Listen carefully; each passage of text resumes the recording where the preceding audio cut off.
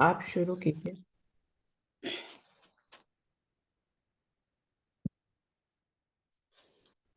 बोलो श्री प्राणनाथ प्यारे की जय। बोलो श्री सतगुरु महाराज की जय। सर्व सुंदर साथ की जय। प्रणाम जी, सभी सुंदर साथ जी के चरणों में प्रणाम जी। ब्रह्म सृष्टि लीजियो हारे सैयाए है अपना जीवन सखी मेरी जो है मूल वतन। ब्रह्म सृष्टि लीजियो सुपन बुद्ध बैकुंठ लो या निरंजन निराकार सो क्यों शून्य को उलंग के सखी मेरे क्यों कर लेवे पार। ब्रह्म सृष्टि लीजियो एते दिन त्रैलोक में होती बोध सुपन्न सो बुध जी बुध जागृत ले प्रगटे पूरे नौतन। ब्रह्म सृष्टि लीजियो हारे सैया ये है अपना जीवन। ब्रह्म सृष्टि लीजियो अब सो साहिब आइया सब सृष्ट करी निर्मल मोह अहंकार उड़ाए के देसी सुख नहचल। ब्रह्म सृष्टि लीजियो अखंड सुख सबान को होसी चूदे तबाक सो बरकत ब्रह्म श्रेष्ठ की पावे दीदार सब हक। ब्रह्म सृष्टि लीजियो ला मकान शून्य निर्गुण छोड़ फना निरंजन क्षर अक्षर को छोड़ के ताको मंगला चरण। ब्रह्म सृष्टि लीजियो हारे सैया ये है अपना जीवन सखी मेरी जो है मूल वतन। ब्रह्म सृष्टि लीजियो ब्रह्म सृष्टि लीजियो। बोलो श्री प्राणनाथ प्यारे की जय। बोलो श्री सतगुरु महाराज की जय। प्रणाम जी। सभी सुंदर साथ जी की चरणों में प्रणाम। सब सुंदर साथ जी के चरणों में प्रणाम। प्रणाम और जी, बहुत अच्छा गाया, धन्यवाद विजया दीदी। दीदी आप शुरू करो। हाँ जी, बोलो श्री प्राणनाथ प्यारे की जय। बोलो श्री सतगुरु महाराज की जय। बोलो श्री निजानंद स्वामी की जय। बोलो श्री निजानंद संप्रदाय की जय। समस्त सुंदर साथ की जय। वंदो सतगुरु चरण को, करूं सप्रेम प्रणाम। अशुभ हरण मंगल करन, धनी श्री देव चंद्र जी नाम। श्री प्राणनाथ निज मूलपति, श्री महराज सुनाम। तेज कुंवर श्यामा युगल, जिको पल पल करूं प्रणाम। पिया जिको पल पल करूं प्रणाम। प्रथम लागू दो चरण को, धनिये न छोड़ाइयो खिन। लाख तली लाल एड़िया, मेरे जीव के जीवन। इन पाँव तले पड़ी रहूं, धनी नजर खोलो बातू। पल नावालू निरखूं नेत्रे, मेरे जीव के जीवन। प्यारे मेरे प्राण के, मोहे पल छोड़ो जिन। मैं पाई मेहर महबूब की, मेरे जीव के ही जीवन। मेरे जीव के ही।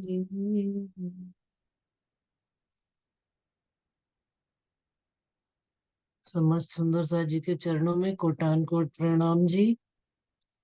सुंदर सा जी प्रकरण चल रहा था 65 वाला, उसकी अंतिम चौपाई रह गई थी, तो मैं सार रूप में एक बार वो प्रकरण दोबारा से पढ़ देती, मतलब उसका सार रूप बता देती हूँ। ए माया आदना की चली जात अंधेर। और चौपाई यहाँ पे छोड़ी थी। महमती जो रूहें ब्रह्म सृष्ट की, सो सब साहिब केतन। दुनिया करी सब कायम, सही भय मोहम्मद के वचन। सही भय मोहम्मद के वचन। आप श्री इंद्रावती जी हम सब सुंदर साथ को इस संसार में, इस संसार रूप बता रहे हैं कि ये जो माया है, संसार है, आदि अनादि काल से चलता चला आ रहा है। सारी दुनिया इसमें जीव प्रकट हो रहे हैं, जीव आते हैं जाते हैं, 84 लाख योनियों में भटक रहे हैं, परंतु किसी को भी इसमें से निकलने का मार्ग नहीं मिल रहा है। इस त्रिदेव मतलब इस माया को, इस 14 लोक को बनाने वाले त्रिदेव जो ब्रह्मा विष्णु महेश है, वो स्वयं भी भूले बैठे हैं कि वो कौन है, उनकी उत्पत्ति कहाँ से है। और सारी दुनिया उन तीनों के ही इस खेल में उलझी पड़ी है। परंतु इसमें एक रूह अल्लाह श्यामा महारानी और रज्जी महाराज स्वयं, उन्होंने आकर, इंद्रावती जी कहते हैं, जब मेरा हाथ पकड़ा और मुझे इस संसार से, इस माया रूपी कीचड़ से निकाल कर मुझे इसकी हकीकत और सत्यता का ज्ञान कराया, तब मुझे पता लगा कि इन तीनों की सृष्टि कहाँ से, इन जो ब्रह्मा विष्णु महेश हैं, रजोगुण तमोगुण सत्वगुण, इनकी उत्पत्ति कहाँ से है? सबलिक ब्रह्म से है। और इसके ऊपर भी केवल ब्रह्म। सुंदर सा जी यहाँ पर थोड़ा सा कंफ्यूजन है। कंफ्यूजन नहीं है सुंदर सा जी, मैं इसको कंफ्यूजन नहीं कहूंगी, इसको सिर्फ मंथन का एक तरीका है कि एक आनंद में केवल हम और तुम, रज्जी, श्यामा जी और हम रूहें पार ब्रह्म, उसमें उन्होंने ये कहा कि मैं लिंक से बात करूं तो इसमें अक्षर ब्रह्म की बात आती है। अक्षर ब्रह्म कह रहे हैं कि ऐसे कई इंड, राजी महाराज इंद्रावती जी बता रही हैं कि अक्षर ब्रह्म की नजरों में अनेक ब्रह्मांड बनते और मिटते हैं, पल में, एक पलक में बनते और मिटते चले जाते हैं। और उसी से लिंक करके कहें तो आगे बात आती है कि रज्जी महाराज अक्षरातीत पार ब्रह्म ही एक ऐसा पूर्ण सच्चिदानंद स्वरूप है जिनके ब्रह्मांड में, परम धाम में हम रूहें, रज्जी और श्यामा जी उस आनंद में रहते हैं। लिंक से बात ये भी आती है, लेकिन लिंक से बात थोड़ी सी ये भी आती है कि अक्षर ब्रह्म का ही केवल ब्रह्म स्वरूप, सारा ब्रह्मांड इस 14 लोक में वेद पक्ष जो है केवल उनको ही अक्षरातीत, अक्षर ब्रह्म को ही अक्षरातीत जानता है। ये बात स्वयं रज्जी महाराज ने आकर इस संसार में हमको आकर बताई। क्योंकि यदि हम बीतक साहब का भी थोड़ा सा अनुभव करते हैं तो बीतक साहब में भी ये बात कही गई है कि सतगुरु देवचंद्र जी ने स्वतः जब जागनी कारण वो अपनी आत्म जागृति के लिए निकले और खोज में धनी की निकले, तो कहाँ तक पहुंचे? भागवत के ज्ञान से आगे उनको कहीं ज्ञान नहीं मिला। भागवत में प्रेम तक का ज्ञान था, और प्रेम कहाँ तक का बताता है? प्रेम योग माया के ब्रह्मांड की ही खबर देता है। लेकिन इससे आगे की बात आप धामधनी अक्षरातीत राजी महाराज ने ही हमको कही है। तो सुंदर साथ जी, यहाँ पर थोड़ा सा जो स्पष्टीकरण करने की आवश्यकता है कि वो ये है कि हिंदू, क्योंकि आगे चौपाई आती है, वेद कतेब साहेदी साहेब की दे न सके कोई और, खुदाए की खुदाए बिना किन पाया नहीं ठोर। कि वेद हो, कतेब हो, उसमें आप खुद अपनी गवाही धामधनी अक्षरातीत रज्जी महाराज स्वयं ही दे रहे हैं। उनकी गवाही इस संसार में देने वाला और कोई है ही नहीं। क्यों? जो आप समर्थ है उसकी गवाही और कोई कैसे दे सकता है? दूसरा कोई कैसे दे सकता है? इवन कि अक्षर ब्रह्म भी नहीं उनकी दे सकते। और यहाँ पर एक बात और भी आती है कि टीके में लिखा हुआ है कि इस आनंद में केवल हम और तुम ही है, रज्जी श्यामा जी और हम रूहें। ये बात परम धाम की है। इस संसार में रज्जी महाराज ने अपनी लीला में, लीला स्वरूप एक है, लीला दो है। अक्षर ब्रह्म और अक्षरातीत दोनों अपने सत्य स्वरूप और स्वयं को ही जाहिर किया।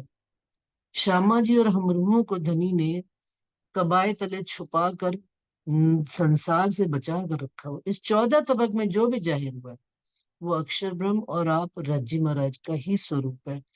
और जो टीका में बात लिखी हुई है, सरकार कहा करते थे सुंदर साथ जी, इसी प्रसंग से बात याद आ गई कि एक बार उनकी, सुंदर साथ बहुत सारे बैठे रहा करते थे उनके आसपास, तो बातचीत चल रही थी जब टीका छपवाया गया था कि सरकार अब जब टीका ही छप गया तो अब सुंदर साथ को हमारी किसी की जरूरत नहीं रहेगी, क्योंकि चर्चा करने वाले भी बड़े तरह के बैठे होते हैं। तो किसी ने उनसे पूछ ली ये बात। उन्होंने, सरकार ने कहा नहीं, ये बात तुम नहीं अभी समझोगी, ये बाद में समझ में आएगी। कि टीका करके सुंदर साथ को वाणी का देने का तात्पर्य है कि सुंदर साथ को जो बिल्कुल भी राजी नहीं जान पढ़ते, या उनको खबर भी नहीं है कि राजी महाराज क्या बात कहते हैं, चौपाई में कौन सी बात है, तो उन्होंने, हमने उनको वाणी को एक सरल शब्दों में हिंदी में करके दे दिया है। लेकिन जो जो जैसे जैसे इसका मंथन करेगा, बारीक मंथन करेगा, तो आगे गहराई में उतरेगा, तो अपने आप और भी हमसे जो चर्चाकार हैं, जो वाणी पढ़ने वाले हैं, जो मंथन करने वाले हैं, वो पूछेंगे। और नहीं, जिसको जिसको उतने पर ही, ये इसमें कोई बहस का विषय नहीं है सुंदर साथ जी कि हम इस पर तर्क वितर्क करें। वाणी तर्क वितर्क से परे की बात है। और यदि केवल ब्रह्म के लिए भी आती है, अक्षर ब्रह्म के सत स्वरूप से जो बुद्धि के लिए भी बात कही गई है, उसमें भी सुंदर साथ जी एक बात मुझे थोड़ी सी ये बात लगती है कि अक्षर ब्रह्म और एक रज्जी महाराज, जागृत बुद्धि और निज बुद्धि, ये दोनों बुद्धियां ही ऐसी हैं जिसमें आनंद है। बाकी जितनी भी जो स्वप्न की बुद्धि है, स्वप्न की बुद्धि अंधकार का स्वरूप है, ब्रह्म की बुद्धि है, उसमें तो आनंद आ ही नहीं सकता। तो यदि ये बात अगर अक्षर ब्रह्म और रज्जी महाराज के लिए भी घटाई जाए, तो इस आनंद में हम तुम तो गलत नहीं है। क्यों? क्योंकि आप इंद्रावती जी ही कहती हैं कि उनके हृदय में बैठकर पांचों स्वरूप महामती के अपने अपने स्थान पर अपनी अपनी बात कहते हैं। कभी वो श्यामा जी बनकर बोलते हैं, कभी राजी बनकर बोलते हैं, कभी अक्षर ब्रह्म की बात आती है, कभी आत्म की बात आती है, कभी जोश और हुक्म की बात आती है। कहने का मतलब ये है कि मूल रूप में इस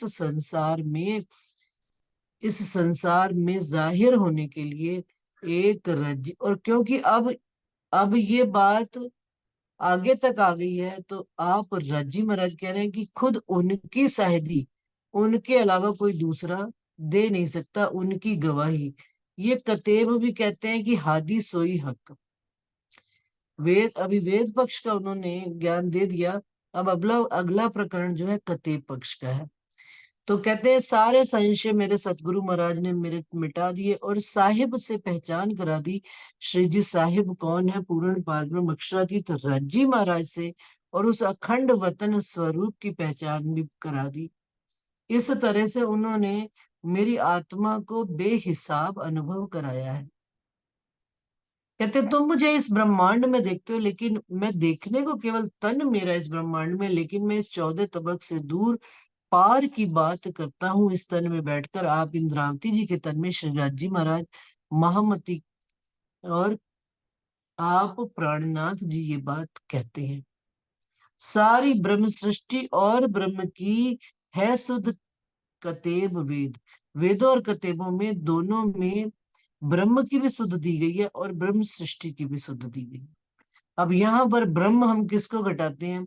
आप राजी महाराज को घटा सकते हो, और अगर वेदों कतेबों में केवल अक्षर ब्रह्म की बात है तो केवल उनके लिए भी घटा सकते हो। सो आप आखिर आए के अपनो जाहिर कियो सब भेद। लेकिन जब तक वो नहीं आए थे, दुनिया वाले कुछ भी समझ रहे थे, लेकिन जब वो आ गए इस ब्रह्मांड में, पूर्ण पार ब्रह्म अक्षरातीत राजी महाराज, तो उन्होंने आकर सारे भेद मिटा दिए, सारे हमारे संशय मिटा दिए, और स्वयं अपने स्वरूप को उन्होंने जाहिर किया। महामती जो रूहें ब्रह्म सृष्टि की, सुंदर सा जी इस चौपाई में भी एक आंकड़ी है, जो रूहें ब्रह्म सृष्टि की सो सब साहिब के तन। अब ब्रह्म सृष्टि और रूहें क्या दो जुदा चीजें हैं? हम इसको कई सुंदर सा से ये भी डिस्कशन हुआ। तो कई कहते हैं देखो जी, एक ही बात को दो तरीकों से कहा गया, रूहें भी कहा गया, ब्रह्म सृष्टि भी कहा गया। लेकिन यदि थोड़ा सा इसमें पढ़ के देखें तो लगता है श्री महामती जो रूहें ब्रह्म सृष्टि की यानी परम धाम से परात्म की आत्म इस संसार में आई गई है, तो उनको रूहें कहा गया है। सो सब साहेब के तन।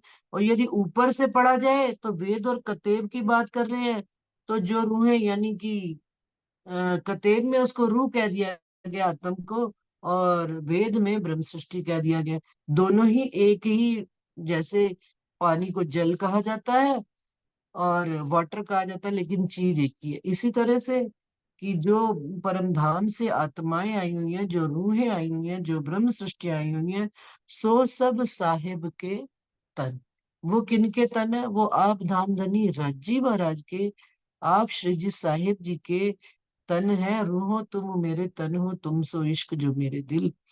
दुनिया करी सब कायम, सही भय मोहम्मद के वचन। इस तरह से राजी महाराज ने इस ब्रह्मांड में स्वयं को जाहिर किया, अपने अंगों ब्रह्म सृष्टि को जाहिर किया, और सारी दुनिया को कायम करके उन्होंने सही भय मोहम्मद के वचन, जो जो बातें कही हुई थी वो सारी एक एक करके सत्य घटित हुई। और दुनिया वालों ने इस बात को देखा, जाना, समझा। और अभी भी जैसे जैसे दुनिया में आप पूर्ण पारब्रह्म अक्षरातीत का ज्ञान का विस्तार हो रहा है, इसका धीरे धीरे से स्वरूप फैलता चला जा रहा है, खबर लगती चली जा रही है।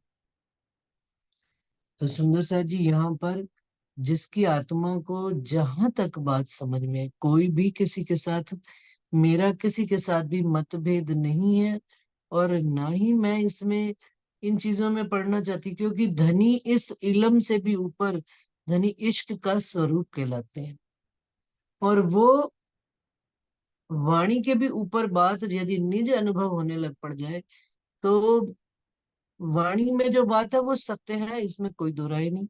उनके ऊपर कोई भी स्टैंप लगी हुई है धनी की, आप राज्य महाराज की, लेकिन जितनी बात समझ में आए हम उतनी ग्रहण कर ले, बाकी आप सब मुझे मेरी बात मेरे तक ही छोड़ देंगे। बस इतना ही आज इस प्रकरण में इतनी बात समझ में आई, क्योंकि जब से मैंने इसका पिछली बार राज्य महाराज की मेहर और हुक्म से जितनी बात समझ में आती है कह देती हूँ, तो सुंदर साथ को दिल में थोड़ी सी बात आ गई थी, तो मैंने अपना स्पष्टीकरण बस इतना ही दिया है कि सुंदर साथ जी वाणी के अंदर वाणी को सागर कहा गया है, और सागर के अंदर आप जितनी गहराई में चले जाते हो उतना ही समुन्द्र के अंदर गहराई में उतरते उतरते नित नए हमको आयाम खुलते चले जाते हैं, और सागर के अंदर भी गहरी से गहरी वस्तुएं प्राप्त होती चली जाती हैं।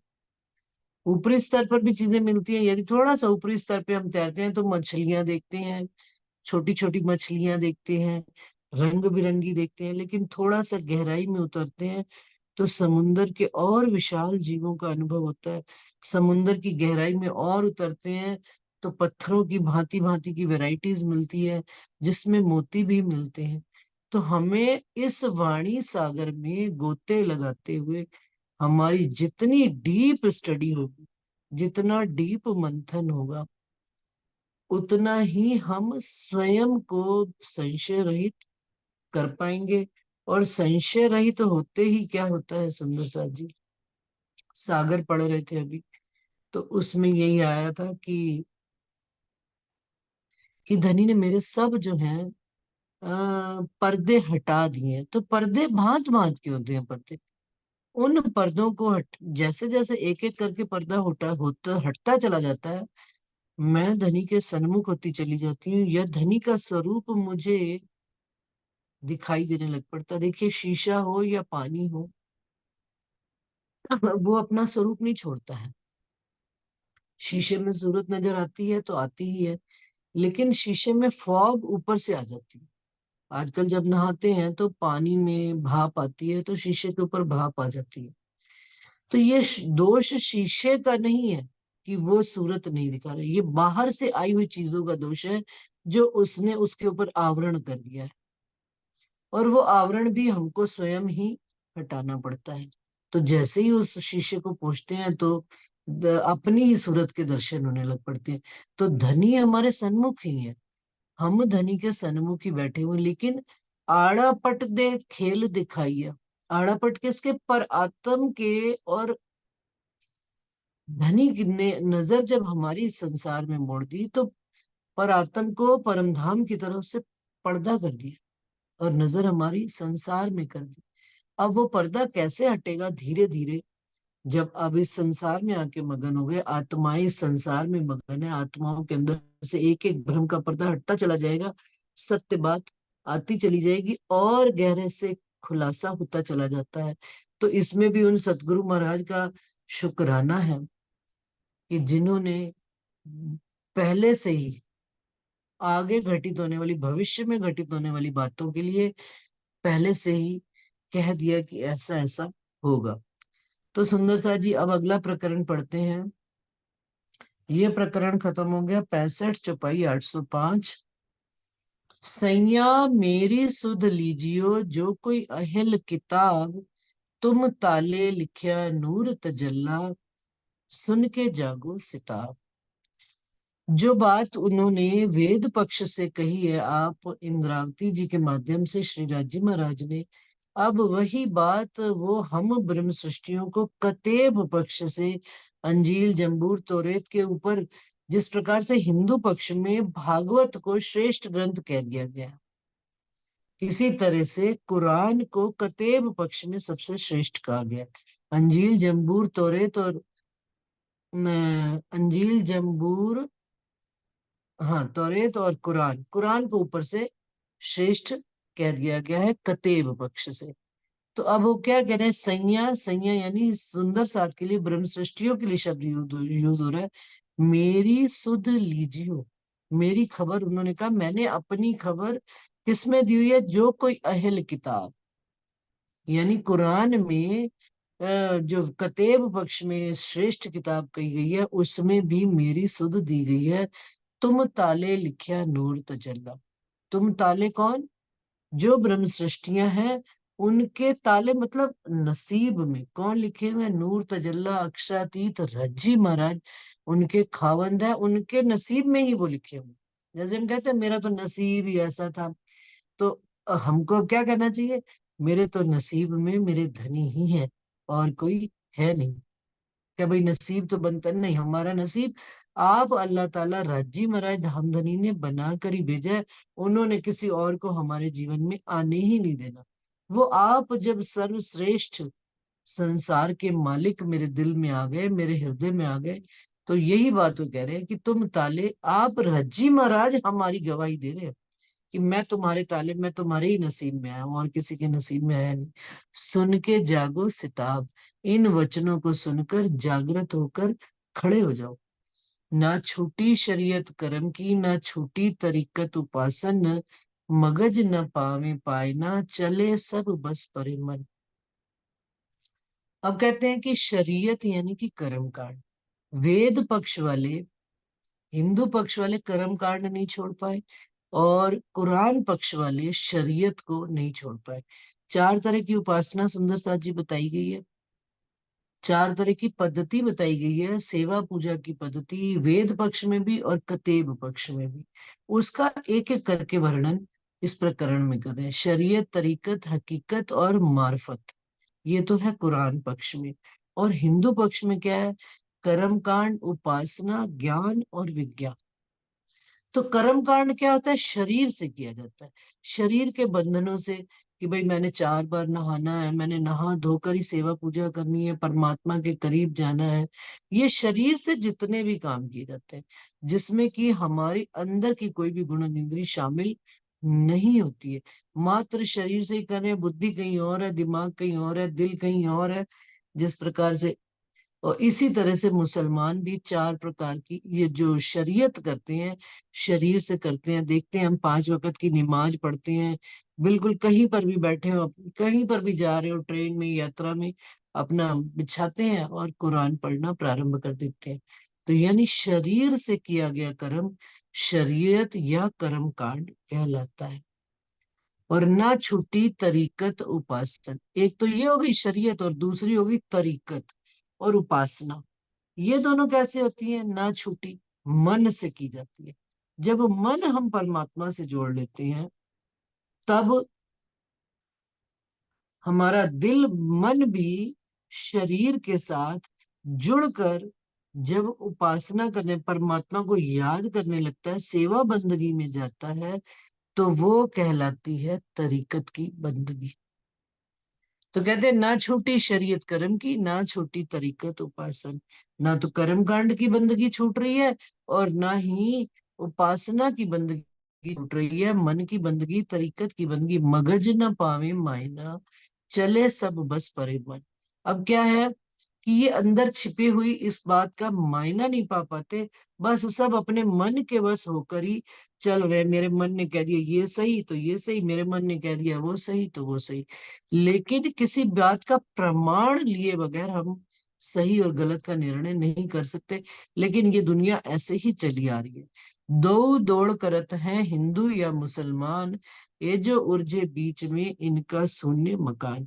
कहते हैं दोनों ही दौड़ कर रहे हैं, हिंदू अपनी कर्म कांड से और मुसलमान अपनी शरीयत से, और वो हिंदू उपासना से और मुसलमान तरीकत से। दोनों ही उलझे बैठे हैं, और दोनों कहाँ तक जा पाए? केवल शून्य निराकार तक। 14 लोग सब यदि आगे दौड़ लगाई भी सही इन्होंने, तो शून्य निराकार पर जाकर रुक गए, इससे आगे ये जा ही नहीं पाए। जोगारंबी या कसबी पहुंचे ला मकान, मोह तत्व क्यों न छूट ही, कया पर्दा ऊपर आसमान। अब योग और योग करने वाले, साधना करने वाले, जिन्होंने कहा कि भाई हमने जहां तक कि अपनी तीसरा नेत्र भी खोल लिया,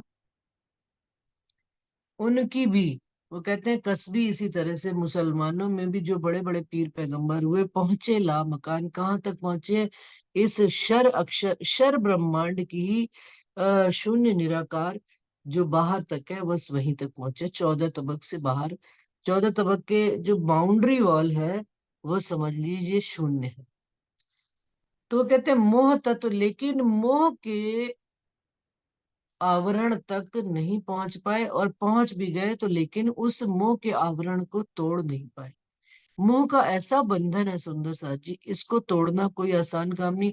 और स्वतः कहो कि इस आवरण को हम काटते चलेंगे, तो ये तो बिल्कुल ही पॉसिबल नहीं है। कहा पर्दा ऊपर आसमान, क्यों? क्योंकि 14 तबक के ऊपर और ला मकान के ऊपर क्या कहा गया? इस आसमान के ऊपर एक पर्दा बिछा दिया गया है मोह तत्व का। उस हम कितना भी दौड़े 14 तबक से ऊपर, लेकिन आसमान में जाकर उस मोह मोह तत्व में उलझ कर वापस नीचे ही नीचे आ जाते हैं। इस बात को बहुत बार समझाया हुआ है कि एक गोलक होती है, गोलक को कितना भी आप उल्टो पलटो कुछ भी करो, वो कहाँ तक टकरा के आ जाएंगे? उसके छेद तक भी जाते हैं। सुंदर सा जी देखिए, सिक्के, गोलक के अंदर सिक्के होते हैं ना, तो उल्टी कर दी, देखिए सिक्के में दिख भी रहा है, निकला निकला निकला, लेकिन निकल पाता नहीं। क्यों नहीं निकल पाता? क्योंकि उसको मार्ग ही नहीं मिलता, उसके पास वो ज्ञान ही नहीं है कि वो उस से बाहर निकल पाए। एक इलम ले दौड़ही और ले दौड़े ज्ञान, तित बुध न पहुंचे शब्द ए भी थके इन मकार। एक इलम ले दौड़ही, मुसलमान अपना इलम लेकर दौड़े, और हिंदू जो है ज्ञान को लेकर दौड़े। सुंदर सा जी देखिएगा, सिर्फ शब्दों का फर्क है, हिंदू और मुसलमान की भाषा का शब्द का फर्क है। तित बुध न पहुंचे शब्द ए भी थके इन मकार, लेकिन वहां तक बुद्धि भी नहीं पहुंच पाई और ना ही शब्द पहुंच पाए। सारे जो है इस मल्ला मकान 14 तबक के बीच में ही उलझ उलझ कर रह गए। दूजी कुर्सी इत तरीकत, अब शरीयत से ऊपर जब दूसरी कुर्सी पर बैठे, यानी कि दूसरी पद्धति पर चले, तो वो है तरीकत की सेवा बंदगी, जहरी ऊपर फुरमान। जो संसार में जहरी कर्म कांड करते हैं, इनके ऊपर वाली श्रेष्ठ थोड़ी सी, कहते हैं ना, डिग्रीज बदल जाती हैं, स्टैंडर्ड बदल जाता है, तो वो तरीकत की बंदगी कही गई है। तरीकत यानी मन की बंदगी कही गई है, हकीकत मार्फत की ना किन किया बयान। लेकिन हकीकत और मार्फत की, ज्ञान और विज्ञान की पद्धति इस संसार में किसी ने भी जाहिर नहीं करी है। सारे क्या हैं, ज्यादा कर्म कांड से ऊपर कोई निकला भी तो तरीकत की बंदगी तक पहुंच पाया। शरीयत की बंदगी से निकलकर तरीकत की, और कर्म कांड से निकलकर उपासना बंदगी तक पहुंच पाए हैं। सो खिताब खोलन का हुक्म हादी पर, जो औलाद आदम हवा की सो खोले क्यों कर। अब वो कहते हैं ये जो हकीकत और मार्फत का ज्ञान है, ये खोलने का खिताब एक और एक केवल सतगुरु महाराज के ऊपर है। आप श्यामा रानी और राजी महाराज के स्वरूप को, कि उन्होंने आकर इस संसार में खोली है बात। और जो औलाद आदम हवा की, और जो जीव सृष्टि है जिनकी उत्पत्ति ही अहम एकम नारायण से हुई है, वो आदम और हवा, यानी कि जिनके आदम और हवा ने, प्रकृति और पुरुष ने मिलकर इस संसार की रचना की है, दोनों ही नींद में है, और दोनों उनसे उत्पत्त संतान, यानी जीवों के ब्रह्मांड में ये जीव कैसे खोल सकते हैं जिनकी उत्पत्ति ही इस ब्रह्मांड के अंदर से हुई है, आदि नारायण के माध्यम से हुई है। पादशाह अबलीस पर, अच्छा, अब जो आदम और हवा से, यानी प्रकृति और पुरुष से जिन जीवों की उत्पत्ति हुई है, उसका जो मन बनाया गया, वो कौन बनाया गया है? ये नारद जी को कहा गया है। और कुरान पक्ष में कहा, क्या कहा गया है? इबलीस को कहा गया है। तो वही वो कह रहे हैं, हिंदू पक्ष में कहा, क्या कहा गया? मन को नारद, और कुरान पक्ष में इबलीस करके लिखा हो गया है। और मन पर इन दोनों का ही, इनका ही राज रहता है, नारद मुनि का या इबलीस का। इबलीस को शैतान कहते हैं वो, और हम नारद को कहते हैं दसों दिशाओं में घूमते हैं। तो दोनों का काम एक ही है। ये एक मुख्य रूप से एक जीव की संरचना का तरीका बता रहे हैं कि मन किससे बनाया गया, नारद से। और जो मनुष्य है, वो जीव की उत्पत्ति किनसे हुई है, जीवों की उत्पत्ति ये आदि आदम और हवा से कुरान पक्ष में कहा गया है, और हिंदू पक्ष में प्रकृति और पुरुष के माध्यम से हुई है। और सब पर हुआ हुक्म। अब सब दिलों पर राज कौन कर रहा है, इब्लीस यानी नारद मुनि राज कर रहे हैं। इन दो की अकल सो कहे खोले बातून हम। और क्या कहते हैं, बड़ी हैरानगी की बात है, कहते हैं कि हमको हुक्म हुआ है, हम सारे भेद खोल लेंगे, लेकिन किसकी बुद्धि से, नारद की और इब्लीस की बुद्धि से, इब्लीस के मन से। जहां कछुए हैं नहीं, सब कहे बेचून बेचगुन, शून्य निराकार निरंजन बेसब्बी बेनियम। अब मुसलमान क्या कहते हैं कि जहां निराकार उनको दिखता है, अंधकार दिखता है, शून्य दिखता है, तो कहते हैं यहाँ पर कुछ भी नहीं है। बेचून, इसकी कोई सूरत नहीं है। बेचगुन, इसकी कोई मिसाल नहीं है। बेसब्बी, इसका कोई नमूना नहीं है। बेनिमून, इसका कोई नमूना नहीं है। बेसब्बी, इसका कोई बेहिसाब है। और उसको निराकार, और हिंदू पक्ष में उसको निराकार कहते हैं। परमात्मा के स्वरूप को हिंदू पक्ष वाले निराकार और निरंजन कह देते हैं, और कुरान पक्ष वाले क्या कह देते हैं, बेचून बेचगुन बेसब्बी बेनमून। कि जिसका कोई नमूना नहीं है, जिसका कोई हिसाब नहीं है, जिसकी कोई सूरत नहीं है, और जिसका कोई वर्णन हो सकता नहीं है। सुंदर सा जी, ये हिंदू और कुरान पक्ष, वेद और कते पक्ष, ये इसी प्रकार से हैं। अभी एक मूवी आजकल चल रही है, उसपे सबने देखी भी होगी शायद, 12th फेल। बहुत ज्यादा उसका आ रहा था, तो मैं भी कोई ना कोई पिक्चर बीच में देख लेती हूँ। संसार में बैठे हैं सुंदर सा जी, मना नहीं करेंगे संसार के कामों में भी, क्योंकि कहीं ना कहीं अपनी बात क्या पता कहाँ से कुछ राजी महाराज बुद्धि में डाल दें। तो उसमें जब उस लड़के का इंटरव्यू होता है आईएएस के एग्जाम में, तो वो इंग्लिश नहीं बोल पाता सुंदर सा जी।